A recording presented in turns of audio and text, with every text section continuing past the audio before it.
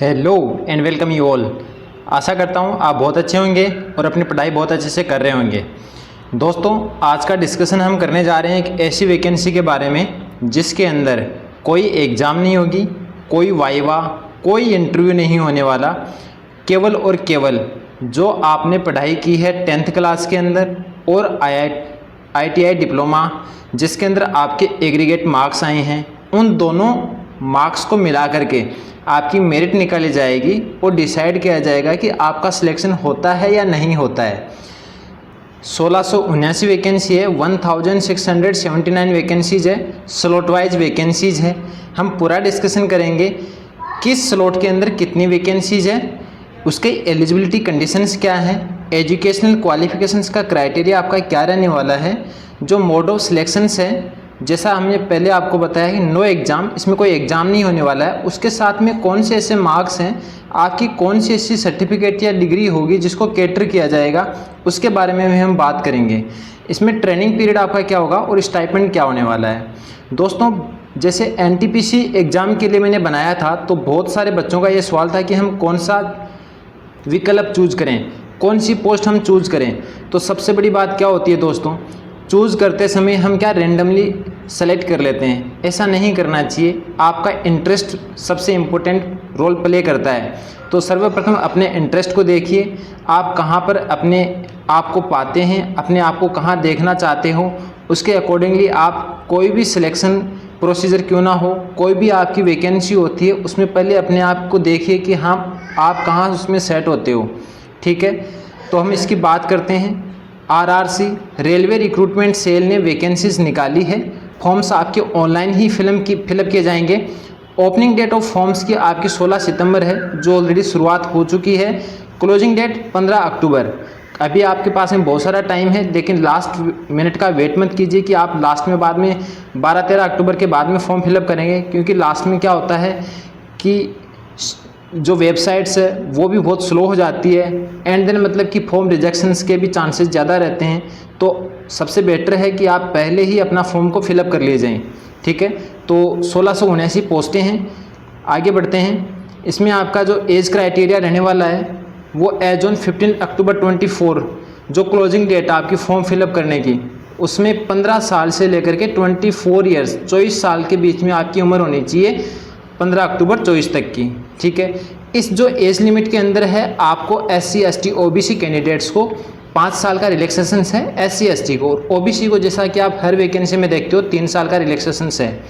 Ex serviceman के लिए जो रिलैक्सेशंस का यहाँ पर दिया गया है वो सर्विस, जो जितनी आप सर्विस आपने कर रखी है डिफेंस के अंदर, प्लस 10 ईयर, उसके बाद में 3 इयर्स का और प्रोविज़न रखा गया है इसके अंदर। तो मतलब सर्विस प्लस 13 साल जितनी आपकी होती है, आप उसके बाद में जो आपकी एज निकल के आती है वो अगर आप 15 से 24 साल के बीच में हैं तो आप इस पोस्ट के लिए एलिजिबल हो। ठीक है, मैंने आपके लिए ईजी रहे इसके लिए unreserved category SC ST OBC, इसके लिए after relaxation of the age आपकी एज निकाल के रख दी है। आप इसमें देख लीजिए आप किस में फॉल होते हो, आप एलिजिबल हो या नहीं चेक कर लीजिए। ठीक है, अभी हम बात करेंगे एजुकेशनल क्वालिफिकेशंस। एजुकेशनल क्वालिफिकेशन जैसे 10th क्लास तो आपकी होनी ही चाहिए। ठीक है, उसके बाद में आप ITI में जाएंगे और जैसे इसमें बहुत सारे ट्रेड्स दिए गए हैं टोटल। तो पहले आप फिटर के अंदर ITI ट्रेड आपका फिटर होना चाहिए, प्लम्बर के लिए plumber, then welders, armature vendors, machinists, carpenter, MMTM, इसके अकॉर्डिंगली आप देख लीजिए आपका जो ITI वाला ट्रेड है, जो सर्टिफिकेट है, डिग्री मिली है आपको, वो उसके अकॉर्डिंगली है या नहीं है। इसमें एक चीज़ और ध्यान देने वाली बात यह है कि जो आपके पास में सर्टिफिकेट है ITI के डिप्लोमा का, उसके अकॉर्डिंग ही आप फॉर्म फिलअप कर सकते हो। ठीक है, अगर किसी कैंडिडेट्स के पास में 2 से 3 सर्टिफिकेट्स हैं तो वो मल्टीपल अपनी चॉइस के अकॉर्डिंगली सिलेक्ट कर सकता है। ओके, जैसे देख लीजिए इलेक्ट्रीशियंस के लिए इलेक्ट्रीशियन चाहिए, क्रेन के लिए क्रेन ऑपरेटर वाला सर्टिफिकेट चाहिए। ठीक है, इस प्रकार से टोटल 22 ये टोटल पोस्टें हैं। तो इसके हिसाब से आपकी वैकेंसीज आई है इसके अंदर। ठीक है, जैसे मैंने पहले आपको बताया कि ये ट्रेड वाइज स्लॉट्स हैं जो आपके फिलअप किए जाएंगे। ठीक है, SC ST OBC कैंडिडेट्स को ध्यान देने वाली बात यह है कि उनको जो भी सर्टिफिकेट्स बनता है SC ST का OBC का, वो सर्टिफिकेट आप पहले बनवा करके रखिए। अगर आपको रिलैक्सेशन चाहिए, एज के अंदर रिलैक्सेशन चाहिए, तो आपका ये सर्टिफिकेट रिक्वायर्ड है इसके लिए, ठीक है। 4% वैकेंसीज है वो पर्सन्स विथ डिसेबिलिटीज़ के लिए रिजर्व रखी गई है, तो वो कैंडिडेट इसके लिए अप्लाई कर सकते हैं। जो टोटल 3% वैकेंसीज है वो एक्स सर्विसमैन के लिए रिजर्व है, ठीक है।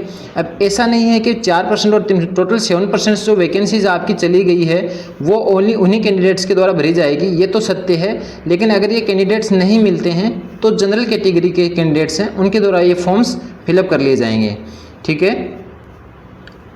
मोस्ट इम्पोर्टेंटली ऐसे कैंडिडेट्स जिसके पास में कास्ट सर्टिफिकेट है या बनवाना चाहते हैं SC ST के, उनके पास में जो सर्टिफिकेट होगा वो सेंट्रल गवर्नमेंट के द्वारा इशू किया हुआ ही होना चाहिए। एनेक्जर B इसके अंदर मैं आपको आगे दिखाऊंगा कि कैसा सर्टिफिकेट है और कैसा आपका प्रेस्क्राइब्ड प्रोफॉर्मा है जो गवर्नमेंट ने इशू किया है, उसके अकॉर्डिंगली आपका सर्टिफिकेट होगा, तो आप इसके लिए एलिजिबल होगा। OBC एप्लीकेंट्स के लिए भी एनेक्जर C है, उसके हिसाब से ही आपको फॉर्म फिलअप्स करने होंगे, ठीक है। SC ST OBC की हमने बात कर ली है। अब ऐसे कैंडिडेट्स जो EWS में आते हैं, इकोनॉमिक वीकर सेक्शंस के अंदर, ध्यान दीजिए EWS के अंदर वही कैंडिडेट आएंगे जिन्होंने SC ST OBC non criminal years का बेनिफिट नहीं उठाया है, ठीक है। और ऐसे कैंडिडेट्स जिनकी फैमिली की जो ग्रॉस एनुअल इनकम है फाइनेंशियल ईयर के अकॉर्डिंगली काउंट होती है 1 अप्रैल से 31 मार्च नेक्स्ट ईयर तक, उसमें आपकी जो इनकम है 8 लाख से ज़्यादा नहीं होनी चाहिए। अगर 8 लाख से ऊपर है आपका फॉर्म 16 मांगा जाता है। फॉर्म 26 AS जो मैच किया जाता है ऑनलाइन रहता है, पैन कार्ड के साथ में लिंक रहते हैं, तो इसमें कोई चापलूसी नहीं कर सकता है, ठीक है। उसमें देख लीजिए आपकी सैलरी, आपके पेरेंट्स की सैलरी कितनी है। 8 लाख से ज़्यादा है तो आपका EWS सर्टिफिकेट नहीं बनेगा, अदरवाइज आपका एनेक्जर G के ऊपर आपको सर्टिफिकेट बनवाना है और ये आपको साथ में कैरी करना है, ठीक है। जो EWS सर्टिफिकेट होगा वो district magistrate, additional district magistrate, collector, जो भी इतनी पोस्टें यहाँ पर दी गई है उनके द्वारा ही इशू किया हुआ होना चाहिए। जो रेवेन्यू अफसर्स हैं not below the rank of tehsildar से नीचे कोई भी इसको साइन नहीं करेगा जो EWS सर्टिफिकेट होगा एनेक्जर G के ऊपर, ठीक है। और एनेक्जर G इसको आप मैच कर लीजिए कि जो आपको इशू किया जा रहा है क्या वो आपके फॉर्मेट के हिसाब से मिल रहा है या नहीं मिल रहा है, ठीक है। फॉर्म फिलअप्स करने के लिए जो मोड ऑफ सिलेक्शंस हैं वो ओनली आपका ऑनलाइन एप्लीकेशंस फॉर्म फिलअप किया जाएंगे, तो करें। ऑफलाइन इसके अंदर मोड नहीं होगा। और जो ईमेल ID आप डालोगे इसके अंदर, फ़ोन नंबर आप डालोगे, वो ऐसे होने चाहिए जो आप मतलब कि रिसीव कर पाएँ, आपको इंटीमेशन मिल जाए, ठीक है। मैट्रिकुलेशंस एंड ITI एग्जामिनेशंस 50% इनके द्वारा मार्क्स टोटल ऐड किए जाएंगे कि आपने कितने 10th में थे और कितने ITI के अंदर हैं। उन दोनों मार्क्स के हिसाब से ही आपकी मेरिट लिस्ट डिसाइड होने वाली है दोस्तों। और शॉर्ट लिस्ट कैसे किया जाएगा, जैसे टोटल वैकेंसी है 1679, तो इसका 1.5 गुना आपके टोटल कॉल लेटर इशू किए जाएंगे, शॉर्ट लिस्ट हो जाएंगे कैंडिडेट्स, ठीक है। जैसे मैंने आपको बताया यहाँ पर कोई रिटन और टेस्ट, वाइवा टेस्ट वगैरह इंटरव्यू नहीं होने वाला है आपका, उसके बेसिस पर ही आपकी मेरिट लिस्ट जारी की जाएगी और आपको सिलेक्शंस के लिए ज्वाइनिंग लेटर इशू कर दिए जाएंगे। ट्रेनिंग पीरियड आपका 1 साल का रहने वाला है इसमें, और ट्रेनिंग के दौरान आपको स्टाइपेंड मिलेगा। इसमें आपके पास में चॉइस है एक बार ही ऑप्ट करने की कि आप कौन सी वैकेंसीज़ के अंदर जाना चाहते हो, उसके अकॉर्डिंगली आप अप्लाई कर सकते हैं, ठीक है। वैकेंसीज़ का स्लॉट है, स्लॉट वाइज 24-25 के हिसाब से यहाँ पर लिस्ट दी गई है दोस्तों। टेक फिटर्स के लिए स्लॉट अलॉटेड हैं 335, टेक वेल्डर्स के लिए 13 स्लॉट्स हैं, टेक कारपेंटर के लिए 11, टेक प्रिंटर्स के लिए 5, इस प्रकार से टोटल 364 मेक डिपार्टमेंट के अंदर हो जाते हैं। प्रयागराज डिवीज़न की बात कर रहे हैं दोस्तों भी हम, ओके। उसके बाद में आप देखते हैं इलेक्ट्रिकल डिपार्टमेंट, तो इलेक्ट्रिकल डिपार्टमेंट के अंदर आपको टेक फिटर के अंदर 246 सबसे ज़्यादा वैकेंसीज देखने को मिलती है। Thereafter welders, armature, carpenter, crane, machinist and painter. Jhansi division की अगर आप बात करते हो तो झांसी डिवीज़न के अंदर फिटर्स को सबसे ज़्यादा रखा गया है 229, ठीक। उसी प्रकार से आगरा डिवीज़न के अंदर भी वैकेंसीज है, फिटर, इलेक्ट्रीशियंस वगैरह। इसमें इलेक्ट्रीशियन की आगरा डिवीज़न में इलेक्ट्रीशियन सबसे ज़्यादा है दोस्तों। तो आप वैकेंसीज देख लीजिए कितनी स्लॉट हैं किस वैकेंसी के अंदर, उसके हिसाब से ही आप अपने फॉर्म को फिलअप कीजिए। आगे बढ़ने से पहले आप सभी से एक छोटी सी रिक्वेस्ट, चैनल को सब्सक्राइब करें। आपके लिए पूर्णतः निःशुल्क है, लेकिन हमारे लिए एक प्रकार का मोटिवेशन है जिससे हम और ज़्यादा प्रयत्न करेंगे ताकि आपको अधिक से अधिक लाभ पहुँचे हमारी इन्फॉर्मेशन का। ठीक है दोस्तों, सब्सक्राइब करने से आपको सेम टाइम नोटिफिकेशन मिल जाएगा अगर कोई नई अपडेट आती है तो, या न्यू वैकेंसीज आती है तो। ओके, तो चलो शुरू करते हैं वापस से। जो अनेक्जर्स हैं आपको लेके जाना है SC ST एप्लीकेंट्स के लिए, वो होगा आपका अनेक्जर भी। इसका फॉर्मेट मैं आपको दिखा देता हूँ, कुछ इस प्रकार से आपको ये फॉर्मेट है। ठीक है, देयर आफ्टर ऐसे कैंडिडेट्स जो मतलब कि OBC सर्टिफिकेट के लिए एलिजिबल हैं तो अनेक्जर C के ऊपर वो अपना सर्टिफिकेट बनवाएंगे।